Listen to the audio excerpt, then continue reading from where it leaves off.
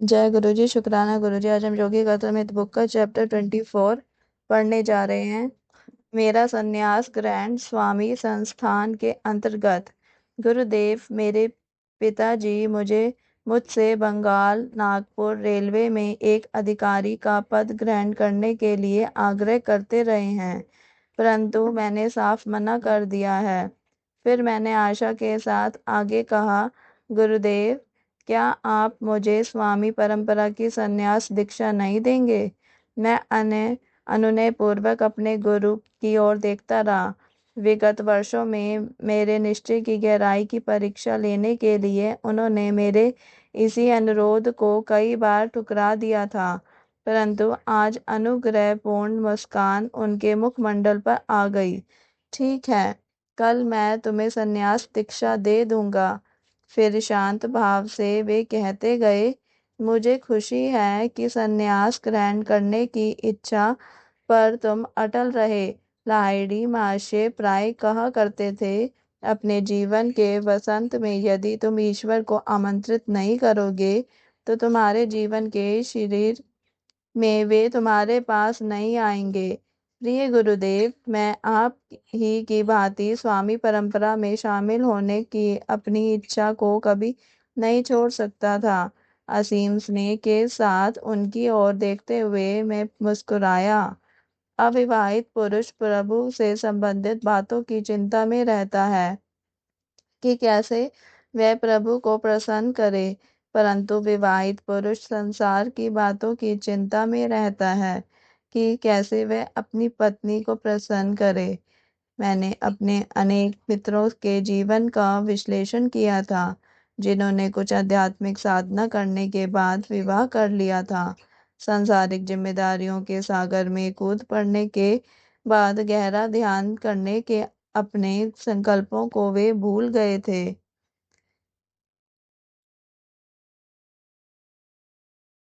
ये महान संत और गुरु हमेशा से भक्ति और त्याग का मार्ग दिखाते आए हैं।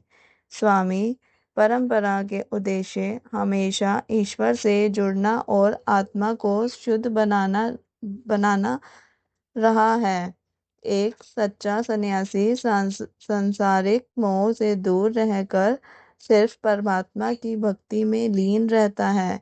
गुरु और सन्यास की ये परंपरा हमें श्रद्धा, समर्पण और सेवा का संदेश देती है, जैसे कि आप इन पिक्चर्स में देख रहे हैं।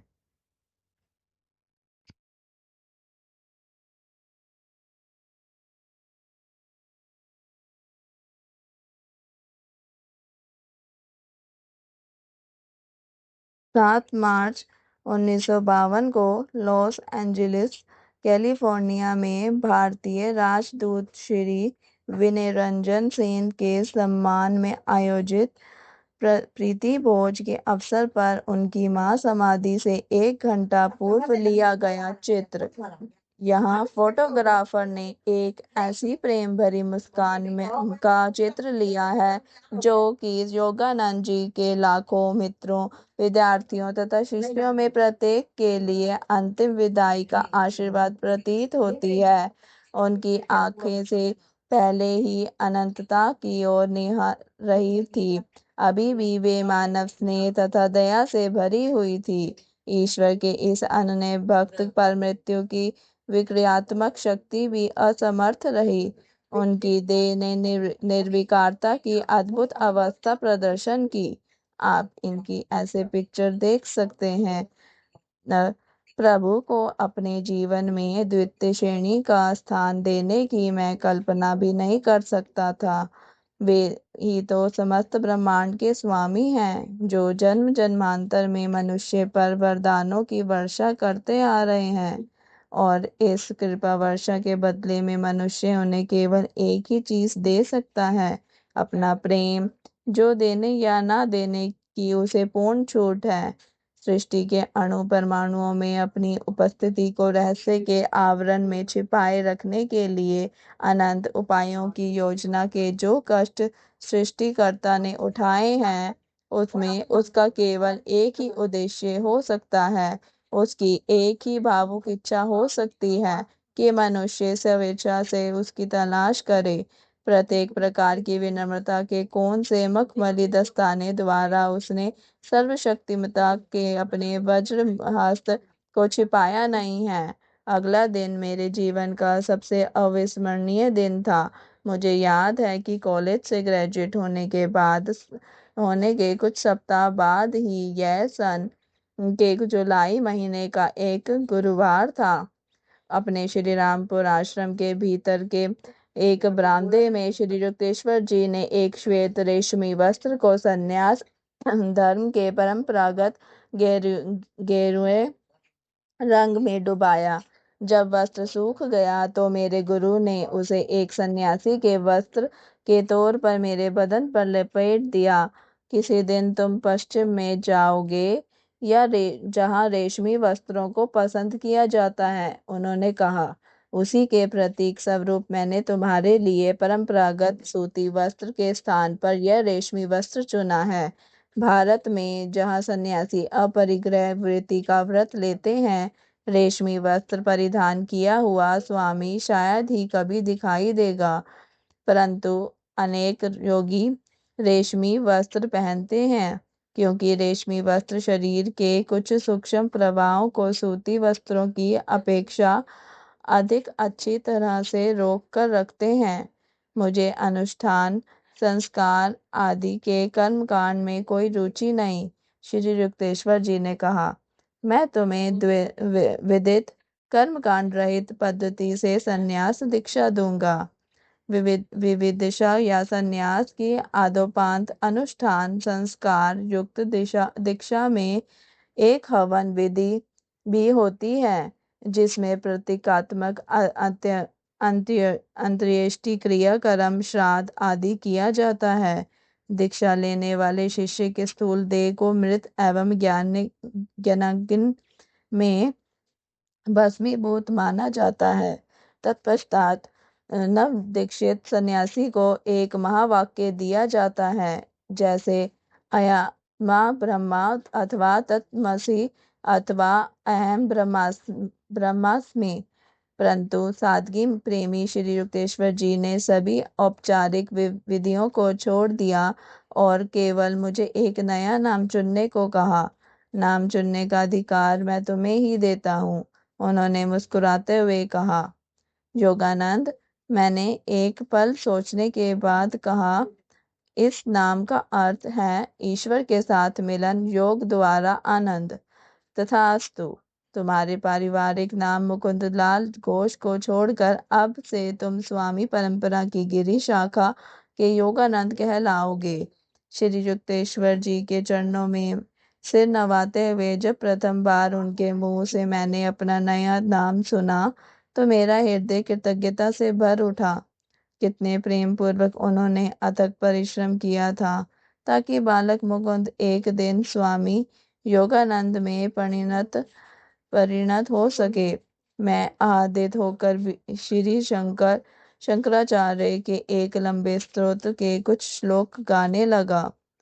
मनो बुद्ध्यम कारी चित्तानि नहम न च त्रोजिने न च घ्राणनेत्रे न च व्योम भूमिर्न तेजो न वायु चिदानंद स्वरूप शिवोहम न मृत्यु न शंका न मैं जाति भेद पिता नैव में नैव माता न जन्म न बंधु मित्रम गुरुनैवम शिष्य चिदानंद स्वरूप शिवोहम अहम निर्विकल्पो निराकार रूपो विभुत चावच सर्वत्र सर्वेन्द्रियाणम न चासंगतम नैव मुक्तिर्न बंध चिदानंद स्वरूप शिवोहम।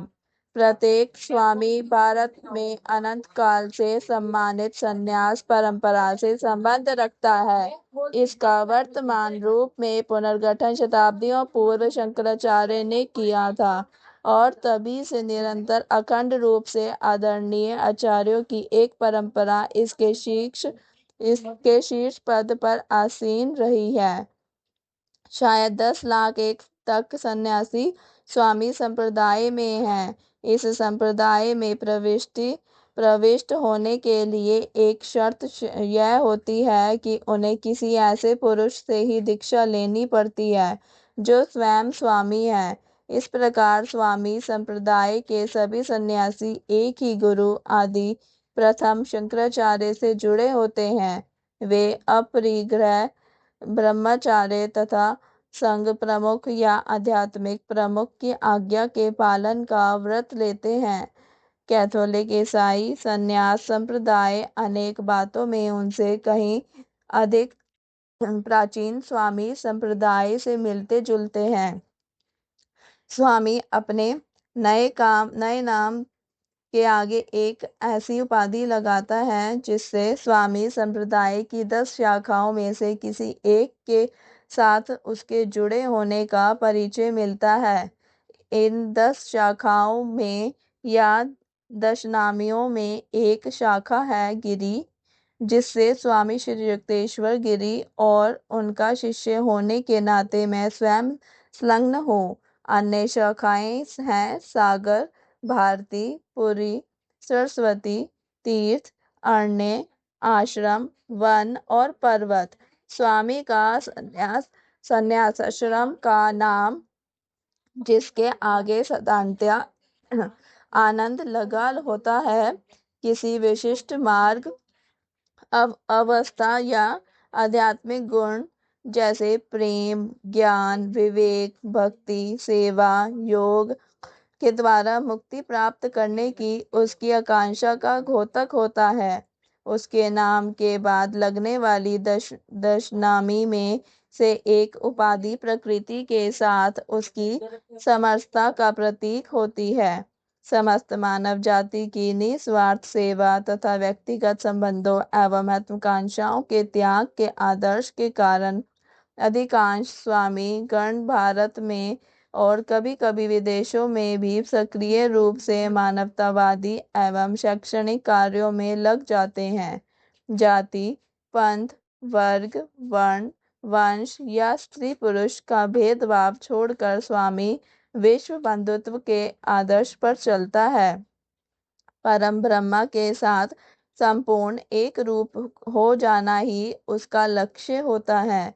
सोते जागते अपनी चेतना को अहम ब्रह्मास्मि के विचार से सराबोर करता हुआ वह संपूर्ण तृप्ति के साथ संसार में विचरण करता है, परंतु संसार की किसी बात में लिप्त नहीं होता। केवल इसी ढंग से वह अपनी स्वामी पदवी को सार्थक कर सकता है, जिसका अर्थ होता है स्व या अपनी आत्मा के साथ एक रूप होने का प्रयास करने वाला। श्री युक्तेश्वर जी स्वामी भी थे और योगी भी। पूज्य स्वामी संप्रदाय से जुड़ा होने के कारण स्वामी बना हर सन्यासी योगी नहीं होता। जो ईश्वर साक्षात्कार के लिए किसी वैज्ञानिक प्रविधि का अभ्यास करता हो वही योगी होता है।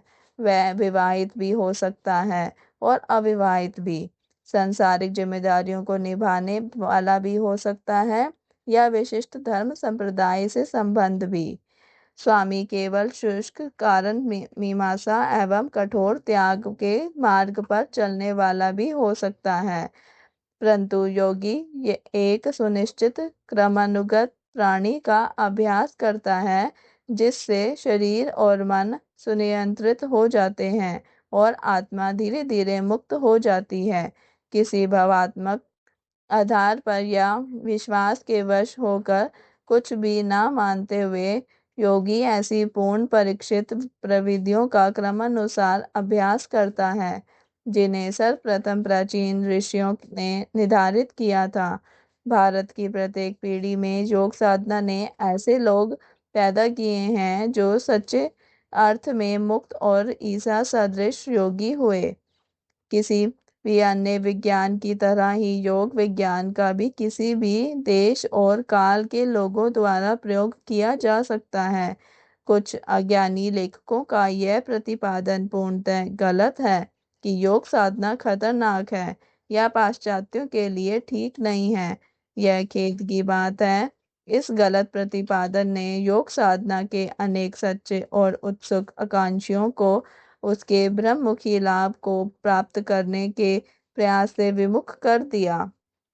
योग साधना विचारों के स्वाभाविक कोलाहल को शांत करने की एक पद्धति है।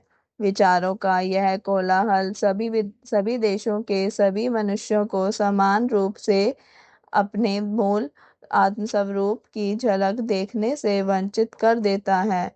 स्वास्थ्यप्रद सूर्य प्रकाश की भांति ही इस योग साधना भी पौर्वात्य और पाश्चात्य लोगों के लिए समान रूप से लाभदायी है।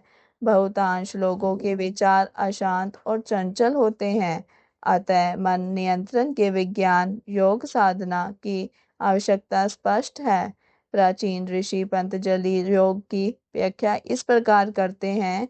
चित्त में एक के बाद एक उठती ही रहने वाली लहरों को शांत करना उनका संक्षिप्त परंतु अत्यंत ज्ञानयुक्त ग्रंथ योग सूत्र हिंदू षड्दर्शन में प्रदर्शन में से एक दर्शन है।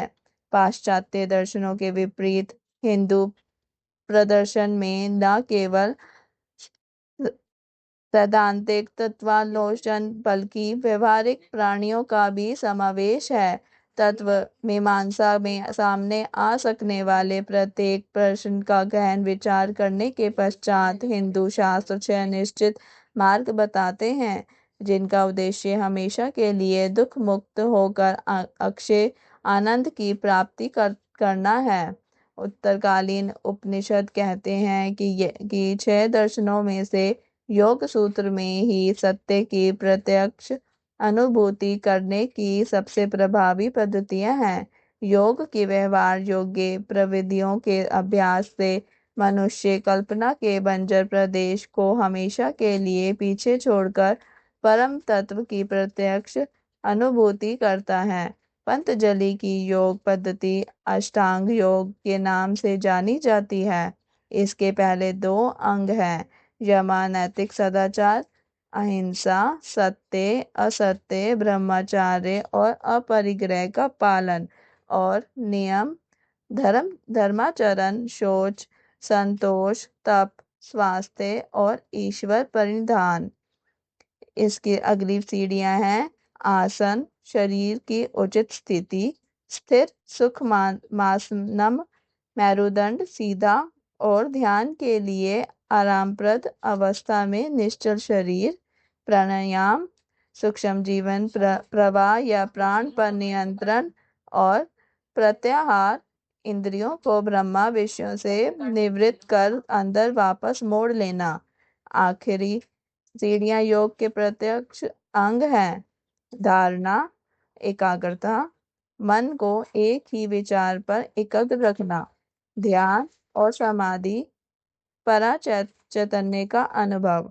योग का यह अष्टांग मार्ग साधक को कैवल्य के अंतिम लक्ष्य पर पहुंचा देता है, जिसमें योगी किसी भी बोध शक्ति की पहुंच से परे के सत्य को जान लेता है। यह प्रश्न मन में आ सकता है कि कौन बड़ा है, स्वामी या योगी? जब ईश्वर के साथ एकता स्थापित हो जाती है तब विभिन्न मार्गों के भेद अपने आप ही समाप्त हो जाते हैं। परंतु भगवद गीता में कहा गया है कि योग शास्त्र की पद्धतियां सर्वसमावेशक हैं। ये पद्धतियां केवल विशिष्ट प्रकार के या विशिष्ट स्वभाव गुणों वाले व्यक्तियों जैसे संन्यास्त जीवन की ओर झुकाव रखने वाले अत्यंत कम लोगों के लिए ही निर्धारित नहीं है। योग साधना के लिए किसी विशिष्ट संप्रदाय के साथ औपचारिक तौर से जुड़े रहना भी आवश्यक नहीं है। योग विज्ञान उस मूलभूत आवश्यकता की पूर्ति करता है जो सबके लिए एक समान होती है, अतः यह सबके लिए समान रूप से लागू होता है। सच्चा योगी अपने कर्तव्यों का निर्वाह करते हुए संसार में रह सकता है। वहाँ वह पानी पर तैरते मक्खन की तरह होता है। आसानी से पतला बनाए जा सकने वाले अनुशासन विहीन मानव जाति रूपी दूध की तरह नहीं। यदि मनुष्य अपने अहंकार की इच्छा वासनाओं में मानसिक रूप से लिप्त ना हो और जीवन में अपनी भूमिका को केवल ईश्वर का एक स्वैच्छिक माध्यम बनकर अदा करे, तो सांसारिक कर्तव्यों को निभाने के लिए उसे ईश्वर से अलग होने की आवश्यकता नहीं रहती। अमेरिका या यूरोपीय देशों में या अन्य अहिंदू देशों में रहने वाले ऐसे कई महान लोग आज इस संसार में हैं जिन्होंने योगी या स्वामी जैसे शब्द भी कभी सुने नहीं होंगे, परंतु फिर भी इन शब्दों के वे जीते जागते उदाहरण हैं।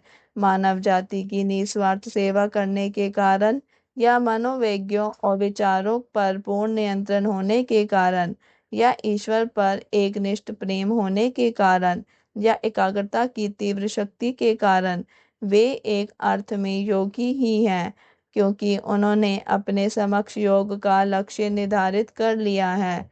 आत्मसंयम।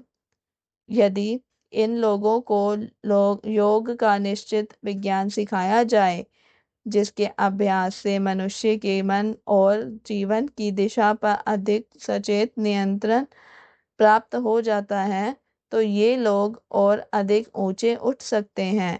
कुछ पाश्चात्य लेखकों ने योग शास्त्र के बारे में ऊपरी तौर पर गलत धारणा बना ली, परंतु इन लोगों ने कभी भी योग का अभ्यास करके नहीं देखा है। योग के सम्मान में प्रकट किए गए अनेक विचारशील व्यक्तित्वों में से यहाँ स्विट्जरलैंड के प्रख्यात मानस शास्त्री डॉक्टर सीजी युग के विचार उल्लेख करने योग्य हैं। डॉक्टर युग लिखते हैं, जब कोई साधना प्राणी अपने को वैज्ञानिक पद्धति कहकर प्रस्तुत करती है, तो पश्चिम में अनुयायी मिलने के प्रति वह निश्चित हो सकती है।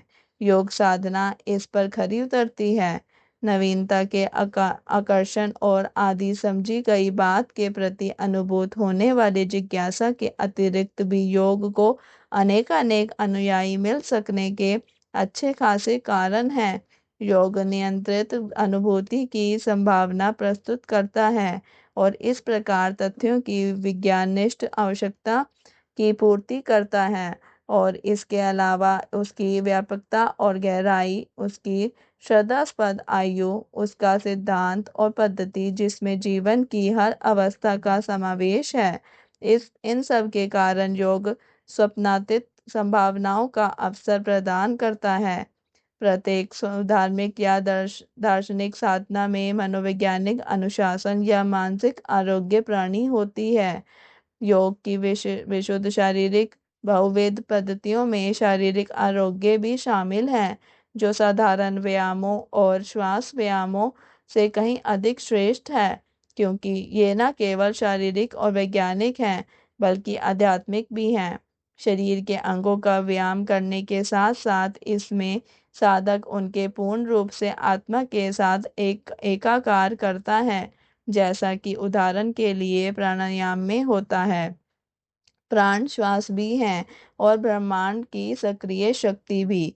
जिन धारणाओं पर योग आधारित है, उन धारणाओं के ज्ञान के बिना योग साधना विशेष प्रभावकारी नहीं होगी। यह साधना शारीरिक और आध्यात्मिक पहलुओं में असामान्य रीति से सामंजस्य स्थापित कर देती है। पूर्व में जहाँ ये संकल्पनाएं और पद्धतियां विकसित हुई और जहाँ हजारों वर्षों की अखंड परंपरा ने आध्यात्मिक नींव तैयार कर दी है, मुझे पूर्ण विश्वास है कि योग शरीर और मन दोनों को इस प्रकार एकीभूत कर देने की स्वार्गपूर्ण समुचित पद्धति है कि उसके बारे में कोई शंका ही नहीं रहती। शरीर मन की यह युति एक ऐसी मनोवैज्ञानिक अवस्था उत्पन्न करती है कि उस अवस्था में अतितृप्त अनुभूति संभव हो जाती है।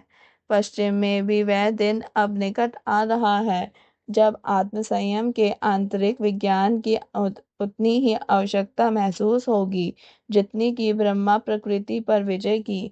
अवैज्ञानिक दृष्टया निर्विवाद रूप से सिद्ध हुए इस सत्य के साथ कि घन पदार्थ वास्तव में और कुछ न होकर केवल ऊर्जा शक्ति का घनीभूत रूप है। इस आधुनिक युग में मनुष्य का मन अधिक संयमी और विस्तृत होगा। पत्थरों और धातुओं में निहित शक्तियों से कहीं अधिक महान शक्तियों को मानवीय मन अपने अंदर उन्मुक्त कर सकता है और उसे करना चाहिए, ताकि कहीं अभी अभी बंधन मुक्त हुआ पदार्थ आवणिक राक्षस पलटकर जगत का विवेकहीन विनाश न कर दे। अणुबम के विषय में मानव जाति की चिंता का एक अप्रत्यक्ष लाभ यह हो सकता है कि योग विज्ञान में लोगों की व्यवहारिक रुचि बढ़ जाएगी, जो सच्चे अर्थ में बम से रक्षा का आश्रय स्थान है। जय गुरु जी, शुक्राना गुरु जी। इसी के साथ इसका यह चैप्टर समाप्त होता है। कल हम चैप्टर 24 अगला चैप्टर पढ़ेंगे, भाई अनंत एवं बहन नालिनी। जय गुरु जी, शुक्राना गुरु जी। यह चैप्टर अगर आपको अच्छा लगे तो चैनल को सब्सक्राइब करना ना भूलें, साथ ही वीडियो को लाइक शेयर और कमेंट भी जरूर करें। ओम नमः शिवाय। शिव जी सदा सहाय। ओम नमः शिवाय। गुरु जी सदा सहाय।